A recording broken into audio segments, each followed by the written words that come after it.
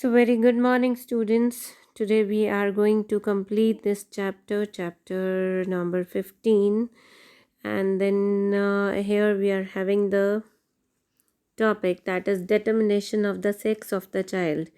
Means, if a woman is carrying a child, then the child is will be a female or a male. How it is determined कि जो अंदर baby है वो mail होगा या female होगा। देखो ध्यान से इस डायग्राम को देखो। All of a women's egg cells contain an X chromosome. Women के पास जितने भी एग सेल्स होते हैं उसके अंदर एक्स क्रोमोसोम होते हैं, ठीक है। लेकिन इधर आप देखोगे कि मैन के जो स्पर्म सेल्स होते हैं उसमें या तो दो तरीके के क्रोमोसोम्स हैं, या तो एक्स या फिर वाई, ठीक है। दो तरीके के क्रोमोसोम्स हैं। अब आप नेक्स्ट नीचे वाली पिक्चर में देखिए, एक्स क्रोमोसोम को अगर फ्यूज़ किया एक्स स्पर्म ने, स्पर्म में भी एक्स है और एग में तो होता ही एक्स है, तो अगर ये एक्स और एक्स मिलकर एक जाइगोट बनाते हैं, then the baby child will be a girl. Fine. और नेक्स्ट पिक्चर में, लास्ट पिक्चर में देखिए, अब now this X chromosome in the egg is fused by Y chromosome of the sperm, then see the resulting zygote is having XY chromosome. X egg को जब Y sperm ने fuse किया तो जो zygote बना उस जाइगोट में x Y chromosomes आ गए। तो ये एक्स वाई क्रोमोसोम वाला जो जाइगोट होगा that develops into a boy. Fine, I am again repeating, women के अंदर एक्स क्रोमोसोम्स होते हैं, मैन के अंदर एक्स और वाई क्रोमोसोम्स होते हैं स्पर्म में।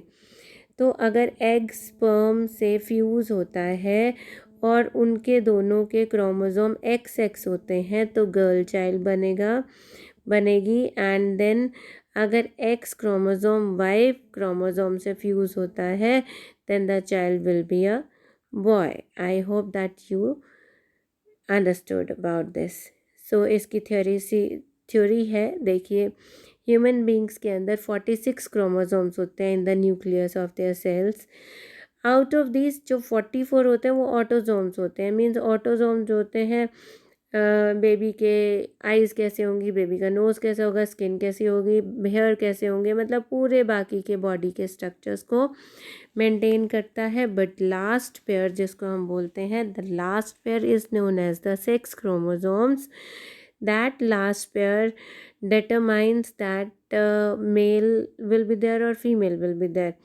और ये जो लास्ट पेयर होता है मेल्स में अलग होता है, फीमेल्स में अलग होता है। मेल्स में होता है ये एक्स एंड वाई और फीमेल्स में होता है ये एक्स एक्स, ठीक है जी। तो जब एक जाइगोट बनता है तो हाफ क्रोमोसोम्स मैन से आते हैं और हाफ क्रोमोसोम वुमेन से आते हैं, ठीक है। मीन्स जो एक एग होगा उसके अंदर 44 के आधा कितना हो गया, 22, और एक हो गया सेक्स क्रोमोसोम जो कि एक्स। तो ये गर्ल्स में या लेडीज़ में यही होता है 22 प्लस एक्स। फाइन। और जेंट्स में जो स्पर्म होता है उसके क्रोमोसोम्स में 22 प्लस एक्स होगा या फिर 22 प्लस वाई होगा, क्योंकि इनमें एक्स और वाई होता है तो या तो एक्स आएगा या वाई आएगा, ठीक है जी। देन फर्टिलाइजेशन के टाइम पे अगर एक एग फ्यूज़ होता है 22 प्लस वाई स्पर्म से, then the resulting zygote will develop into a male child, क्योंकि एक्स के साथ वाई मिक्स होगा। Then if an egg fuses with a 22 plus X, तो एक्स प्लस एक्स चाइल्ड जो बनेगा that will be a female child. So ये process है। ये प्रोसेस के सारे पॉइंट्स आपको नोट डाउन करने हैं एंड ऐसे ही लिखने हैं, ठीक है जी। Then we are coming on endocrine system. देखो एंडोक्राइन सिस्टम हमारा ग्लैंड्स का एक सिस्टम होता है जिसमें से कंटिन्यूसली हॉर्मोन्स निकलते रहते हैं।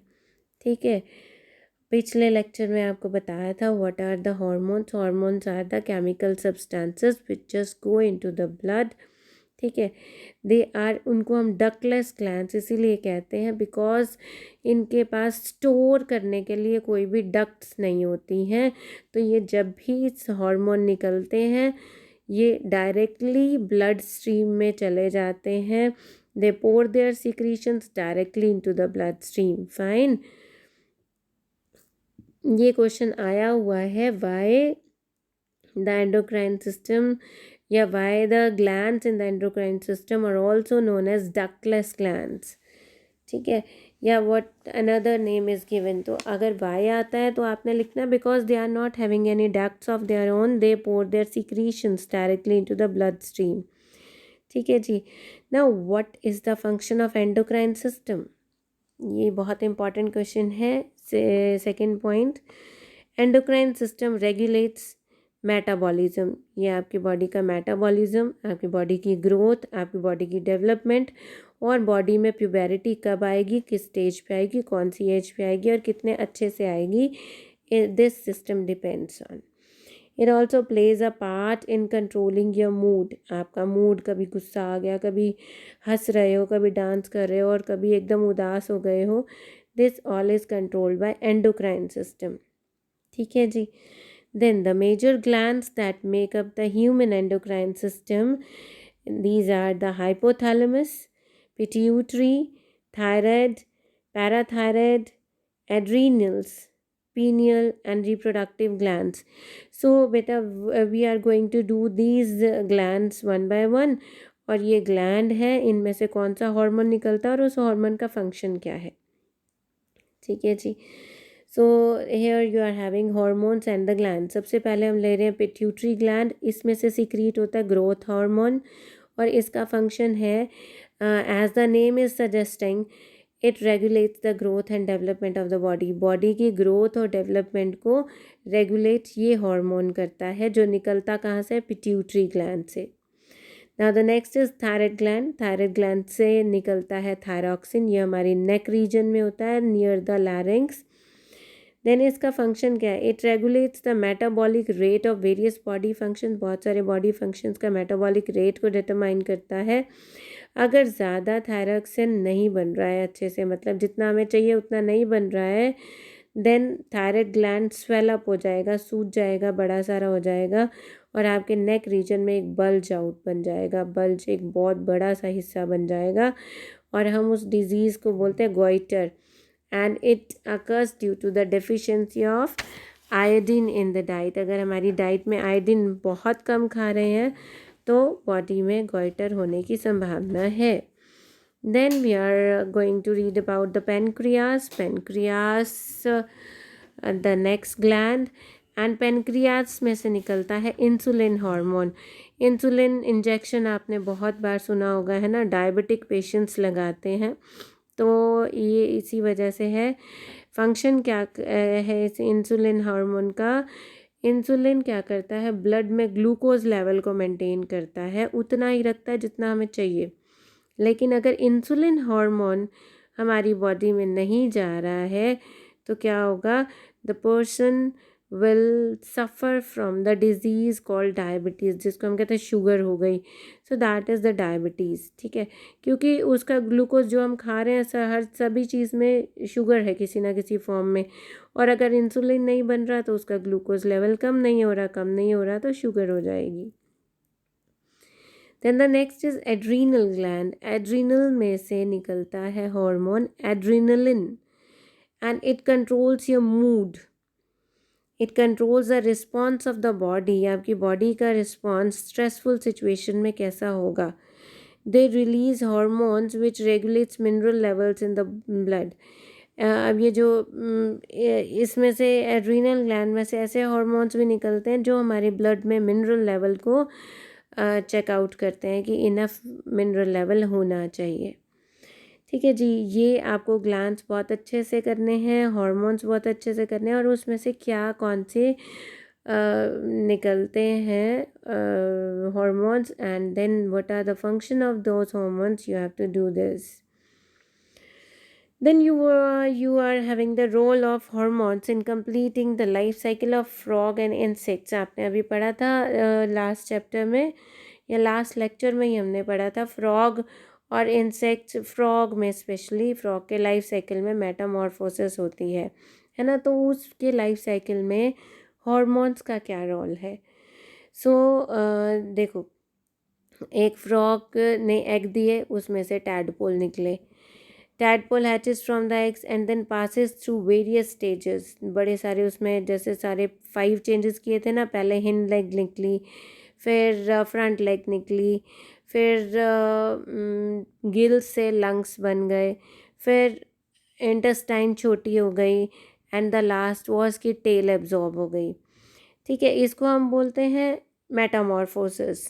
ये जो ट्रांसफॉर्मेशन होती है टैडपोल से फ्रॉग की, उसको मेटामॉर्फोसिस कहते हैं. अब मेटामॉर्फोसिस के लिए बहुत ज़रूरी चीज़ जो चाहिए, that is hormone thyroxine.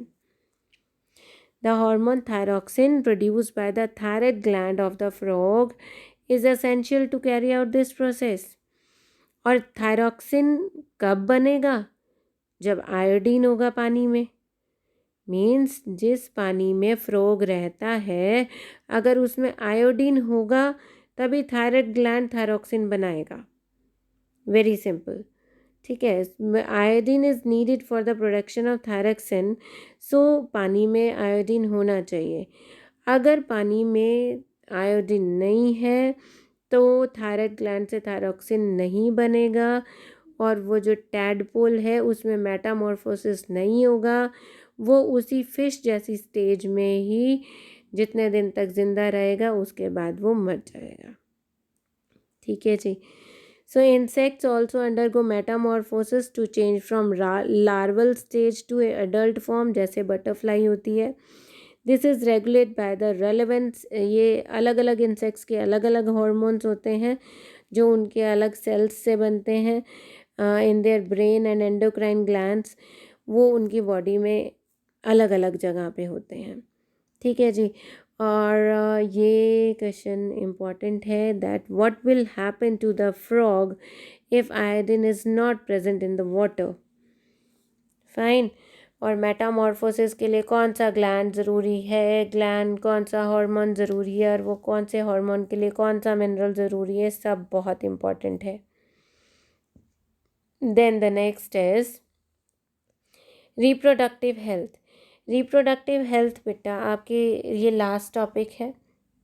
Then it depends on nutritional needs of adolescents. Adolescents को जो न्यूट्रिशनल नीड्स चाहिए, देखो आजकल हम लोग स्नैक्स खाते हैं, और स्नैक्स खा के हमें लगता है कि हम हेल्दी हैं, but we are not healthy, we are just obese.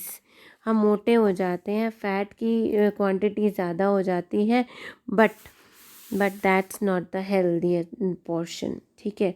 और अगर ओबेसिटी ज़्यादा हो गई तो उससे कार्डियोवैस्कुलर डिजीज़ हो जाती हैं, दूसरी हेल्थ प्रॉब्लम हो जाती हैं. ठीक है, BP, sugar, osteoporosis, bone fractures, ये सारी चीज़ें काम चलती हैं.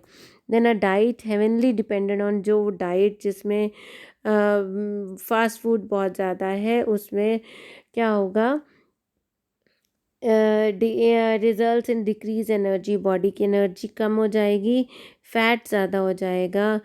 Calcium, riboflavin, vitamin A, folic acid, fibre, इन सब की क्या हो जाएगी, deficiency. But for that we need a balance diet. Balance और हेल्दी डाइट जो होगी ना एडोलेसेंस में, it will promote proper growth and overall maturity. तब ग्रोथ भी पूरी होगी और मैच्योरिटी भी पूरी आएगी. ठीक है. और आपको आपकी इस टाइम पे जिस स्टेज पे आप हो, आपकी बोन्स ग्रो हो रही हैं, और आपकी बोन्स को ग्रो होने के लिए कैल्शियम और आयरन बहुत ज़रूरी है. विटामिन डी बहुत ज़रूरी है. अगर आपकी बॉडी में विटामिन डी नहीं हुआ, जैसे आप धूप में नहीं बैठे, ठीक है, तो कैल्शियम आप कितना ही लेते रहो वो बाहर आ जाएगा, कैल्शियम एब्जॉर्ब नहीं होगा. ठीक है. So if the diet contains no milk, then calcium and vitamin D will not be there. Vitamin D will not be there, then calcium will not be there. ठीक है जी. And then when once a girl has started menstruating, एक girl जब girl के menstruation start हो जाती है, then उसके body को आयरन बहुत ज़रूरत होती है. Calcium, magnesium, boron, vitamin D, के, जिंक, कॉपर, मैंगनीज, ये सारी मिनरल्स चाहिए आपकी बॉडी को हेल्दी रखने के लिए, आपकी बोन्स को स्ट्रॉन्ग रखने के लिए और हेल्दी रखने के लिए. ठीक है. फॉस्फोरस भी चाहिए, बट वो थोड़ा सा चाहिए. Failure to build healthy bones में increase the risk of osteoporosis in later life. बेटा इस टाइम पे आपको पता नहीं चलेगा, लेकिन इस टाइम पे जो चीज़ें आपने खा ली, अगर अच्छी चीज़ें खाई तो आप बुढ़ापे तक अच्छे भागते दौड़ते रहोगे. लेकिन अगर आपने अभी फास्ट फूड खाया तो after the age of 40 you will be having many diseases. Fine. So zinc, manganese, chromium, selenium, ये सारी चीज़ें टीनेजर्स को बहुत ज़रूरी चाहिए, बट बहुत कम चाहिए. ठीक है. तो इन चीज़ का हमें ध्यान रखना है. Vitamin C can be deficient अगर आप fruits, vegetables, direct fresh fruits and vegetables नहीं खाते हैं. सो एडोलेसेंट्स को तो अपनी हाइट का और अपनी हेल्थ और बैलेंस डाइट का ध्यान बहुत अच्छे से रखना चाहिए. उसके बाद एडोलेसेंट्स को ध्यान रखना चाहिए अपनी पर्सनल हाइजीन का.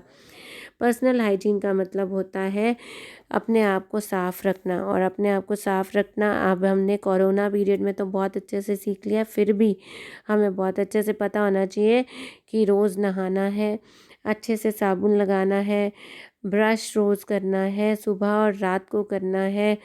ठीक है. अपनी आइज़ और ईयर्स का ध्यान रखना है. प्रॉपर ग्रूमिंग हमारी होनी चाहिए. हमें खेलना कूदना बहुत ज़रूरी है हमारे लिए. सो पर्सनल हाइजीन, और सबसे पहली बात कि मेंस्ट्रुएशन के टाइम पे गर्ल्स को अपनी क्लीनिनेस का बहुत ध्यान रखना चाहिए, अदरवाइज़ इन्फेक्शन हो सकता है. Then we are having physical exercise. Food की तरह, पर्सनल हाइजीन की तरह एक्सरसाइज भी हमारी बहुत डेली रिक्वायरमेंट है. सो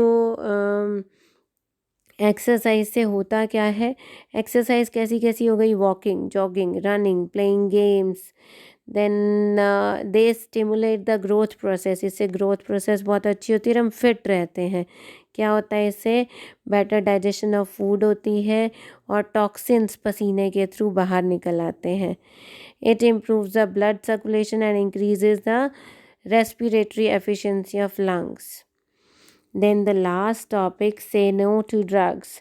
से नो टू ड्रग्स में बेटा एक्सपेरिमेंटेशन विद ड्रग्स इस एज में कई एडोलेसेंट्स लेने लगते हैं. कब लेने लगते हैं, जब वो अपने से बड़ों से फ्रेंडशिप करते हैं, और वो बड़े बच्चे जो हैं वो पीयर प्रेशर के अंडर आके, पीयर प्रेशर मतलब अपने फ्रेंड्स के दबाव में आके जब वो बोलते हैं, जब उनकी अलग अलग सी बातें वो सुनते हैं, जब वो दूसरों को लेता देखते हैं तो वो भी कंज्यूम करने लगते हैं. ठीक है. But the problem is using alcohol और tobacco at a young age increases the risk of using other drugs later. So इनमें बहुत बहुत बहुत ज़्यादा बीमारियां इससे लग जाती हैं. और मतलब मेन रीज़न क्या है ड्रग एडिक्शन का, मेन रीज़न है पीयर प्रेशर. अपने आप को बड़ा दिखाना, अपने आप को मैच्योर दिखाना, ऑपोजिट सेक्स को इम्प्रेस करना, जैसे गर्ल्स को इम्प्रेस करना, ये सारे कुछ रीजंस हैं एडोलेसेंट्स के. स्मोकिंग करना, to take drugs and alcohol, ये जो हैबिट्स हैं बेटा, ये आपकी हेल्थ को बहुत ज़्यादा ख़राब कर देती हैं. आपका सेल्फ कॉन्फिडेंस लूज़ हो जाता है और अपने ऊपर से कंट्रोल बिल्कुल ख़त्म हो जाता है. हमें जैसा भी कोई कहता जाता है वैसे ही करते चले जाते हैं. So we should educate people कि ड्रग्स और अल्कोहल लेना बहुत बुरा है. सो इसके लिए हमें we should say no to drugs. So thank you very much. This was your chapter number 15. We have finished the chapter number 15. Now only one chapter is remaining in our in our syllabus. Fine जी, तो ये इसके notes आपको मिल जाएंगे अभी, आज ही आपको मिल जाएंगे, अभी भेज देंगे आपको। ठीक है, तो उन नोट्स को देखिए, जितना लर्न हो सके लर्न कीजिए, and be prepared for everything please, because exams बहुत पास है। Thank you very much.